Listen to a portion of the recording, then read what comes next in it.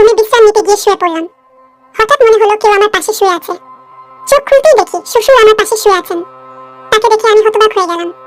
শ্বশুর আবার ভুলে গেলেন যে আমি তার বউ নই, আমি তার ছেলের বউ। আমি তাড়াতাড়ি নিজেকে মুক্ত করে বললাম, আমি আম্মুজি নই। কিন্তু তিনি নিজের আবেগে মগ্ন ছিলেন। এত বয়সে এসে তার এই উত্তেজনা দেখে আমি হতবাক হয়ে গেলাম। তারপর তিনি আমার হাত ধরে টেনে নিলেন। তারপর শ্বশুর বললেন, আমি তোমার সৌন্দর্য দেখে মুগ্ধ হয়েছি, বুঝলাম তিনি ভুলে গেছেন তিনি কার সাথে আছেন। তারপর আমার সাথে যা হলো তা কখনো কল্পনাই করতে পারিনি। আমার নাম লায়লা। আমি অনেক সুন্দর দেখতে, শরীরের গঠন আর নাই বা বললাম। একটু স্বাস্থ্যবান হওয়ায় আমাকে নাকি আরো বেশি সুন্দর লাগে, এটা সবাই বলতো। আমার গল্পগুলো তোমরা শোনো, কিন্তু সাবস্ক্রাইব করো না। দয়া করে গল্পগুলো ভালো লাগলে ভিডিওটি লাইক, শেয়ার এবং চ্যানেলটি সাবস্ক্রাইব করো প্লিজ। আমার স্বামী বাইরে কাজ করতেন এবং বাড়ি ফিরে বিশ্রাম নিতেন। গত কয়েকদিন ধরে গৃহস্থালীর কাজের চাপে আমি খুব ক্লান্ত ছিলাম। আমরা নববিবাহিত আর আমার স্বামী সদ্য চাকরি পেয়েছেন। তিনি আমাকে তার সাথে বাইরে থাকার জন্য নিয়ে যেতে চেয়েছিলেন, কিন্তু বিয়ের খরচের কারণে আমি তাকে বলেছিলাম স্থায়ী হওয়ার পরে যেন আমাকে নিয়ে যায়। আমার স্বামী কাজে চলে যাওয়ায় আমাদের পরিবারও তাকে ছেড়ে চলে যেতে হয়েছিল। শ্বশুরবাড়ির সবাই অন্য শহরে থাকতেন। এই বাড়িটি আমার স্বামীর নামে ছিল এবং আমাদের বিয়ের পর আমরা এটি কিনেছিলাম। বিয়ের এক সপ্তাহ পরে শ্বশুর শাশুড়ি আমাদের বাড়ি ছেড়ে চলে যান। আজ আমার স্বামী বাইরে আর আমি একা। তিনি তার বাবা মাকে আমাদের বাড়িতে রেখেছিলেন যাতে তারা আমার সাথে থাকতে পারে। ক্লান্ত হয়ে রেল স্টেশন থেকে ফিরে আমি রুমে বিশ্রাম নিতে গিয়ে শুয়ে পড়লাম। হঠাৎ মনে হলো কেউ আমার পাশে শুয়ে আছে। আমার আতঙ্কে চোখ খুলতেই দেখি শ্বশুর আমার পাশে শুয়ে আছেন। তাকে দেখে আমি হতবাক হয়ে গেলাম। তার উপস্থিতি আমার কাছে অদ্ভুত মনে হলো, কিন্তু তিনি স্বাভাবিকভাবেই বললেন, সুমনা, তুমি খুব ক্লান্ত, আরাম ঘুমাও। আমি তাড়াতাড়ি বললাম, বাবা, আমি সুমনা নই, আমি লায়লা, আপনার ছেলে রিপনের বউ। তাড়াতাড়ি দরজার কাছে গিয়ে আওয়াজ করতে লাগলাম। শ্বশুর বাড়িতে শ্বশুরের এভাবে আসাটা খুব অদ্ভুত লাগছিল। হঠাৎ আমার শাশুড়ি ঘরে ঢুকে জানতে চাইলেন, তোমার শ্বশুর এখানে কি করছেন? তারপর বিব্রত হয়ে বললেন, তোমার শ্বশুর স্মৃতিভ্রংশে ভুগছেন, তাই হয়তো ভুল করে এখানে এসেছেন। আমি তখনই স্বস্তি পেলাম। শ্বশুরের ভুল বোঝার কারণে এই ঘটনা ঘটেছে, যা আমার কাছে ভয়ানক ছিল, এটি অন্যায় ছিল, কিন্তু আমার শ্বশুর স্মৃতিভ্রষ্টতার কারণে ভুল করে আমার রুমে এসেছিলেন। আমি দরজা বন্ধ করিনি, কারণ আমরা দুজনেই এই বাড়িতে একা থাকতাম। আমি আবার শুয়ে পড়লাম, কিন্তু ঘুমাতে পারছিলাম না। আমার স্বামী এখন বাইরে থাকে, তাই আমাকে শ্বশুর শাশুড়ির সাথে থাকতে হয়। প্রায় 2-3 মাস ধরে আমি একাই ছিলাম। সদ্য বিবাহিত হওয়ার স্বামীর ইচ্ছা মেনে নেওয়া ছাড়া আর কোনো উপায় ছিল না। আমার স্বামী পরিবার আমাদের বাড়িতে এলো। আমার শ্বশুর স্মৃতিগ্রস্ত ছিলেন, যা আমাকে চিন্তিত করেছিল।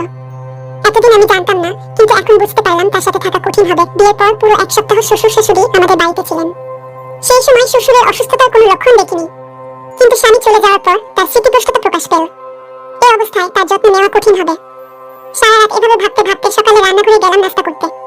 তখনই শ্বশুর এসে হাত জোট করে দাঁড়ালেন। আমি চিন্তিত হয়ে বললাম, কি ব্যাপার বাবা, এভাবে হাত জোট করে দাঁড়িয়ে আছেন কেন?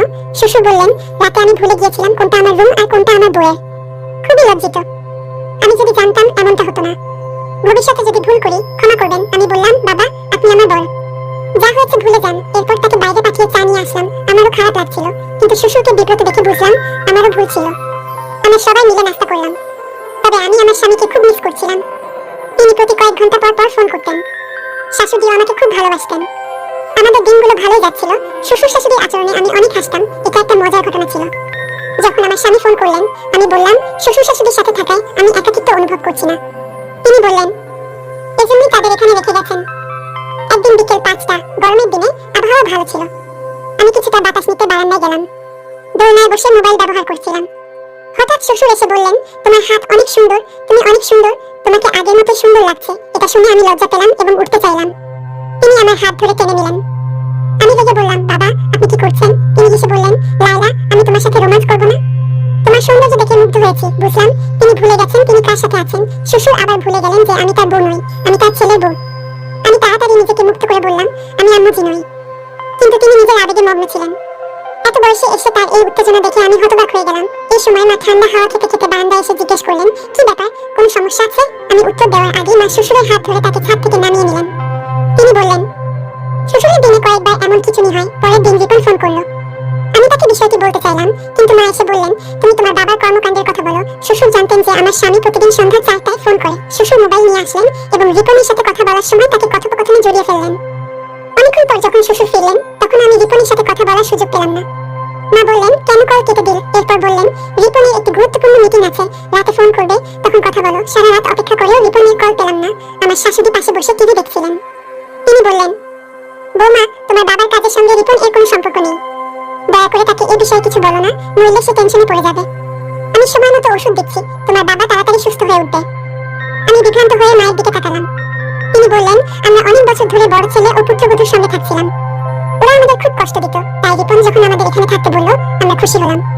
তোমার বাবা সিডি থেকে পরে গুরুতর চোট পেয়েছিলেন। এরপর থেকে আমাদের বড় ছেলে ও মেয়ের জামাই আমাদের বাড়ি থেকে বের করে দিতে চেয়েছিল। রিপন আমাদের তার বাড়িতে রাখার সিদ্ধান্ত নিয়েছে এবং তোমার বাবার ওষুধের খরচ বহন করছে। জামাই, তুমি একদম অন্যরকম। তোমার বাবার ওষুধের খরচ বহন করছে এবং এখন সে এখানে এসে আমাদের সাহায্য করেছে। এখানে বসবাস করে আমি স্বস্তি পাচ্ছি। আগে ভয় ছিল যে রিপন তার ইচ্ছা মতো বিয়ে করে বর পুত্রবধূর মতো কাউকে নিয়ে আসবে, কিন্তু তোমার সঙ্গে থেকে এখন স্বস্তি পাই। ছেলেটাও ভালো আর মেয়ে ভালো, তাই রিপনকে কিছু বলবেন না, যেন চিন্তিত না হয়। তোমার বাবার অবস্থা আগে থেকে ভালো, কিন্তু রিপন তার বাবা মায়ের প্রতি খুব সদয়।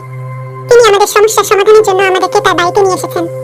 যদি বলো তোমার বাবার কি চুনি আছে, রিপন কষ্ট পাবে এবং হয়রানি করবে। আমাদের সে ছাড়া আর কোনো সাপোর্ট নেই। আমরা ছোট ছেলে বাড়ি থেকে বের হলে কোথায় যাব?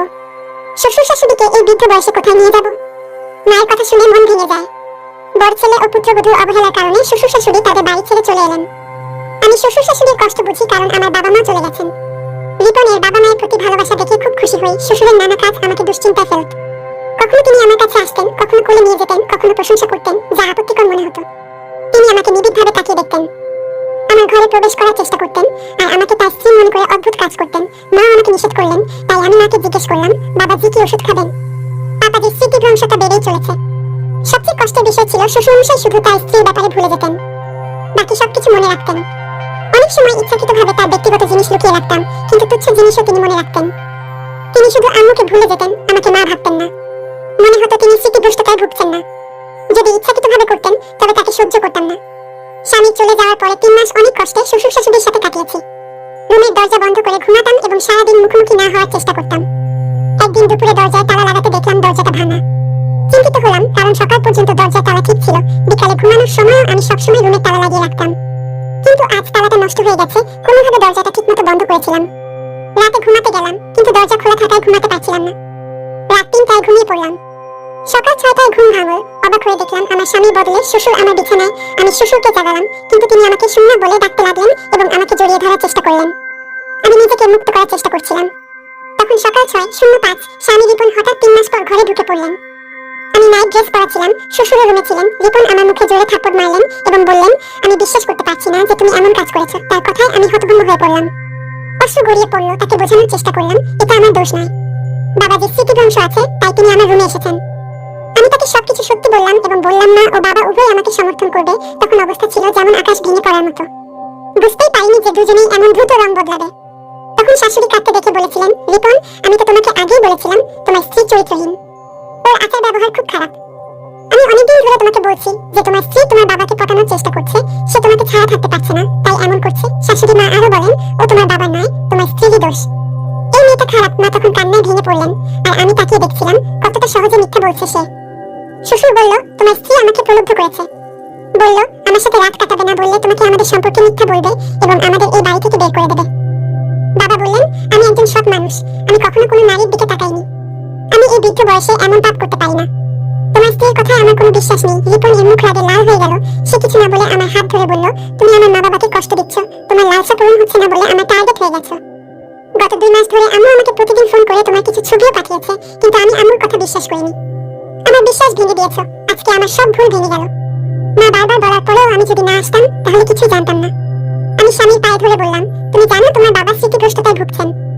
তিনি সকালে 1:00 থেকে আমার রুমে আসেন, আমাকে মা মনে করেন। আজও তেমন কিছু হয়েছে। আমি জানি না মা তোমাকে কি বলেছে, কিন্তু বিশ্বাস করো আমি চরিত্রহীন নই। তোমার বাবাকে আমি নিজের বাবার মতো দেখি, তার সাথে খারাপ কিছু করবো কেন? রিপন বলল, আর কিছু শুনতে চাই না। সব শেষ। আমি বললাম, ভগবানের দোহাই, এসব বলো না, আমার সংসার ভেঙে যাবে। আমি মা বাবাকে অনুরোধ করেছি সত্যি বলার জন্য, কিন্তু কেউ কিছু বলল না। তিনি বললেন, আমি এমন কিছু করছি না। আমার স্বামীকে প্রতারণা করিনি। তোমার বাবার সাথে সম্পর্ক থাকা মানে আরো লোকের সাথেও সম্পর্ক থাকতে পারে। আমি কখনোই তোমাকে বোকা বানাইনি। আমার স্বামী বলল, তুমি বারবার বোকা বানানোর চেষ্টা করছো। আমি আর বোকা হব না। বাবার মিথ্যা কথা বলার রোগ নেই। রিপন চুপচাপ ছিল। তারপর বলল, তুমি এখান থেকে চলে যাও। স্বামী আমাকে ধাক্কা দিয়ে বাড়ি থেকে বের করলো। আমি মাথা ঘুরে পড়ে গেলাম। জ্ঞান ফিরলে দেখি আমি হাসপাতালের বিছানায়। আমার বিধবা বোন পাশে বসেছিল। স্বামীর সাথে সুখ না পেয়ে বোনের দুঃখ ভাগ করে নিচ্ছিলাম। আমার বোন আমাকে বলল, তুমি কি করেছো? আমি বললাম, কিছু না। বোন বলল, আমি সব জানি। শ্বশুর শাশুড়ি তোমার বিরুদ্ধে ষড়যন্ত্র করেছে। তুমি কান্না থামাও, তারপর সব খুলে বলো। আমি সব খুলে বললাম আমার বোনকে। সব শুনে সে বলল, তুমি এতটা বোকা কেন হলে? এতদিন চুপ করে সহ্য করলে কেন? তোমার স্বামীকে বললে না কেন? তোমার শ্বশুর বাড়ির লোকেরা কেন এমনটা করছে? আমি জানতাম না কি করতে হবে। রিপন আমাকে বাড়ি থেকে বের করে দিয়েছে। দিদি বলল, এমন লোকের সাথে থাকার কোনো মানে নেই যে তোমাকে বিশ্বাস করে না। তোমার শাশুড়িও খারাপ ব্যবহার করেছে। প্রায় 1 সপ্তাহ পর রিপন ডিভোর্স পেপার পাঠাল। আমি জানতে চাইলাম আমার শ্বশুর শাশুড়ি কেন এমন করছে।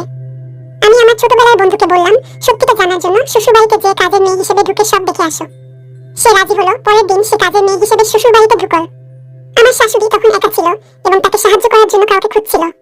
বন্ধুটি বলল সে সব কাজ করবে। কাজের মেয়েটি আমার শ্বশুর বাড়িতে ঢুকে সবার আস্থা অর্জন করে এবং ঘরের সব খবর রাখতে শুরু করলো। সে জানতে পারলো যে আমার স্বামী এখন আর বাইরে কাজ করেন না, বরং একই শহরে আছেন। 2 দিন কেটে গেল আর আমার বন্ধুর সব শোনার পর শ্বশুরবাড়ির সব কথাবার্তা আমাকে জানাল। আমি বুঝতে পারলাম আমার সঙ্গে খারাপ আচরণের কারণ হলো আমার স্বামীর বড় ভাইয়ের বউয়ের কঠোর স্বভাব। শাশুড়ি বললেন বড় ছেলের স্ত্রী খুব খারাপ এবং লোভী ছিল আর আমার শ্বশুর শাশুড়ির উপর অনেক অত্যাচার করেছে। শ্বশুর মশাই অনেক কিছু জানলেও তার ছেলে কিছু বলেনি। আমার স্বামী ছিল আলাদা। তিনি শহরে থাকতেন এবং নিজের উপার্জিত অর্থে আলাদা বাড়ি কিনেছিলেন। পরে বাইরে কাজ করতে গিয়েছিলেন। শ্বশুর মশাই যখন বুঝলেন যে ছোট ছেলে অনেক উন্নতি করেছে, তখন শ্বশুর বাড়ির লোকজনকে বললেন কোনোভাবে আমার ছোট ছেলের বাড়িতে ঢুকে তার বউকে বের করে দাও আর তারপর আমাদের সেখানে নিয়ে যাও। এভাবেই তারা আমার বিরুদ্ধে ষড়যন্ত্র শুরু করলো। তারা আমাকে দোষারোপ করে সমাজে অপদস্থ করার পরিকল্পনা করলো। তাদের লক্ষ্য ছিল আমার স্বামীকে প্রভাবিত করে বাড়িটি তাদের নামে করিয়ে নেওয়া। বড় ভাইয়ের বউ এবং ভগ্নিপতি খুব লোভী হয়ে পড়েছিল এবং তারা এই বাড়ি নিজেদের নিয়ন্ত্রণে নিতে চেয়েছিল। তবে তারা জানতো না সম্পত্তি হস্তান্তর এত সহজ নয়। আমার দৃঢ় বিশ্বাস ছিল একদিন না একদিন তাদের সত্য প্রকাশ পাবে। শ্বশুর শাশুড়ি যা করছিলেন তা বড় ছেলের বউয়ের নির্দেশে হচ্ছিল। শ্বশুর শাশুড়ি ভয় ছিলেন আর বড় বউ তার স্বামীকে এই পথে টেনে নিয়ে এসেছিলেন। এরপর শ্বশুর শাশুড়ি আমার বিরুদ্ধে নানা ষড়যন্ত্র শুরু করেন। তাদের উদ্দেশ্য ছিল আমাকে শারীরিক ও মানসিকভাবে দুর্বল করে ব্ল্যাকমেইল করা, যাতে বাড়ির কাগজপত্র তারা হাতিয়ে নিতে পারে। শ্বশুর মশাই প্রমাণ সংগ্রহ করছিলেন আমাকে ফাঁদে ফেলার জন্য। তারা চেয়েছিলেন আমার স্বামী আমাকে বিশ্বাস না করে বাড়ি থেকে বের করে দিক, যাতে ছোট ছেলের বাড়ি রক্ষা করতে পারেন। শাশুড়ি আমার ভিডিও আমার স্বামীর কাছে পাঠিয়েছিলেন আমাকে অপদস্থ করতে। শেষে তারা আমার ভিডিও ব্যবহার করে আমাকে ব্ল্যাকমেইল করার চেষ্টা করলো, কিন্তু আমার স্বামী সত্য জানতে পেরে তাদের ফাঁদে পা দেয়নি। সব বলে ছেলের বাড়ি বাঁচিয়েছে, কিন্তু এখন আমার স্বামীর প্রতি বিশ্বাস উঠে গেছে। আমি আর ফিরে যেতে চাই না। সত্য কখনো লুকিয়ে থাকে না। আমি জানি একদিন না একদিন আমার স্বামী এসে ক্ষমা চাইবে। আমার শ্বশুর শাশুড়ি সব শুনে কেঁদে বললেন আমার বড় ছেলের সাথে ছোট ছেলের সঙ্গে অনেক অন্যায় করেছি। কিছুদিন পর আমার শ্বশুর তার ছেলে রিপনকে পুরো সত্য বললেন, কিভাবে বড় ভাই এবং তার বউ তাকে হয়রান করত। 1 মাস পর আমার স্বামী এসে ক্ষমা চাইল, যদিও আমাদের ডিভোর্স হয়ে গিয়েছিল। সে বলল তোমার বোন যা বলেছিল তা সত্যি, তুমি আমাদের বাড়িতে ফেরত এসো। সম্পর্ক শেষ হয়ে গেছে কারণ বাবা মা সবকিছু বলেছে। পুলিশও বড় ভাইকে গ্রেফতার করেছে। শ্বশুর শাশুড়িও পুলিশের কাছে পুরো সত্য বলেছে। আমার স্বামী বলল প্লিজ লায়লা আমার সঙ্গে এসো, তোমার নামে বাড়িটা লিখে দেবো। শ্বশুর শাশুড়িও এসে ক্ষমা চাইলেন, কিন্তু আমি তাদের ক্ষমা করতে রাজি ছিলাম না। আমার বোন বলল এখন ওরা বুঝে গেছে আর ভুল করবে না। তোমার স্বামী তোমার নামে বাড়ি লিখে দিচ্ছে, এর চেয়ে বড় প্রমাণ আর কিছু হতে পারে না। চলো চুপচাপ ফিরে যাও। আমি বোনের কথায় রাজি হলাম। তার বড় ভাই আর তার বউ গ্রেফতার হলো এবং স্বামীও বাড়ি ছেড়ে চলে গেল। শ্বশুর শাশুড়ি এখন একাই থাকে। আমার স্বামী এখন একই শহরে কাজ করছেন। আমাকে একা রেখে কোথাও যান না। সব ঠিক হয়ে গেছে।